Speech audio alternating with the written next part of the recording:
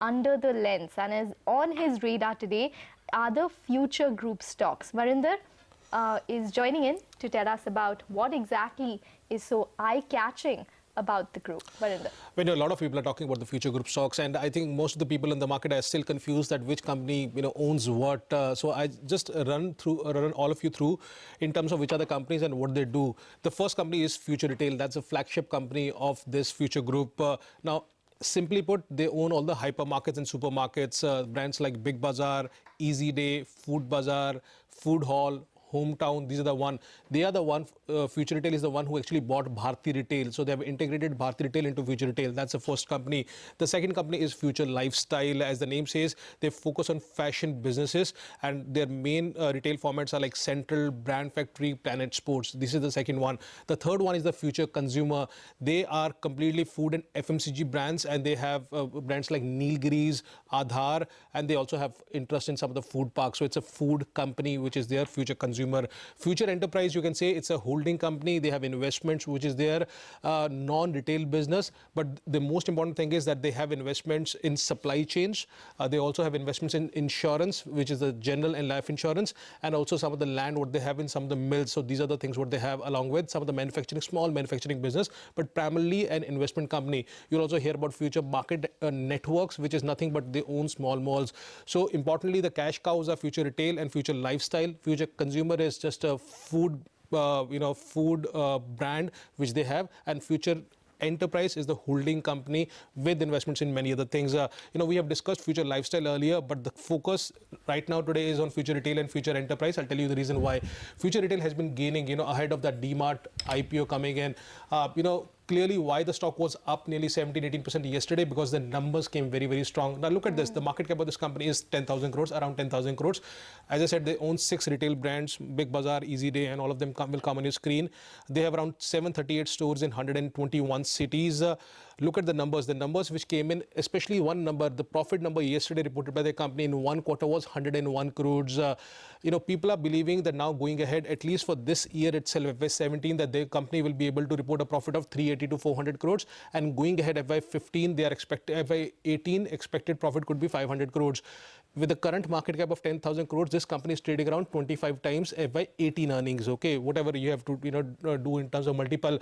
Now, DMart is coming at a valuation of 18,000 crores. There's already a grey market premium which is over 30%, which is being traded in the market. Assuming that is right, the market cap of DMart will be around 27,000 crores, which means a valuation of 45 to 50 times. Now, I totally agree that DMart has a higher productivity in terms of if you have to compare with Future Retail. But the gap between the 25 to 50 times can't remain. The entire industry will get re-rated. And if the company Future Retail is showing numbers which it is, hence people are now getting gung-ho on some of these brands which are there in the market. You can't compare V-Mart, which is very slow. Trend is actually something which you have to compare with Future Lifestyle Fashion. So keep Future Retail on your radar just because the numbers which are coming from this company. Future Enterprise, the stock which is up today, again the market cap today is around 1,200 crores.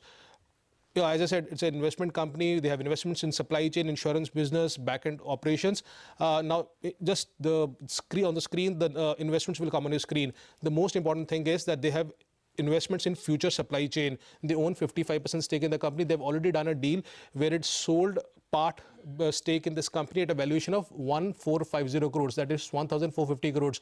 As I said, the market cap of Future Enterprise is 1,200 crores. So they've already sold. Future Supply Chain is higher than the market cap of the current company. You also have Future General Life Insurance, where the company owns 27% stake. You also have Future General Insurance, so life insurance and general insurance, where company owns 50% stake. So that value you're not even taking into account. Future Consumer Enterprise, they own 9% stake. They also have Mills, which is Gulmohar and Apollo Mills, where 39% stake is there. Again, a real estate if you have to value. So you value whatever you have to value in these companies. The only thing is that supply chain already is higher than the market cap of this company. Of course, promoters are Biyani owning 49% stake, Bharti 9% stake.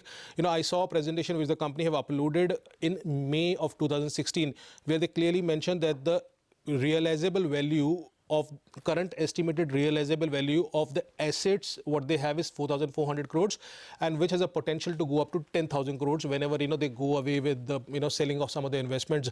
But you also have to remember that this company owns nearly 4,000 crore of debt, which is there. So they have investments which are lying in there. So these are the four major companies, but the cash cow for Future Group is clearly Future Lifestyle and Future Retail. Future Retail, of course, is the flagship.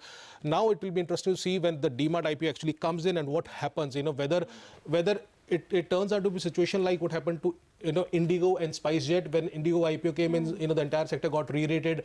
But then after some time, after 2 or 3 months, the sanity came back and the valuation of Indigo also corrected, and hence, you saw, same happening with SpiceJet as well.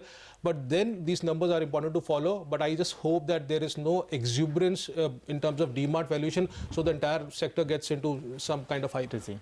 All right, Varinder, makes sense. Thanks so much for joining and giving us those details.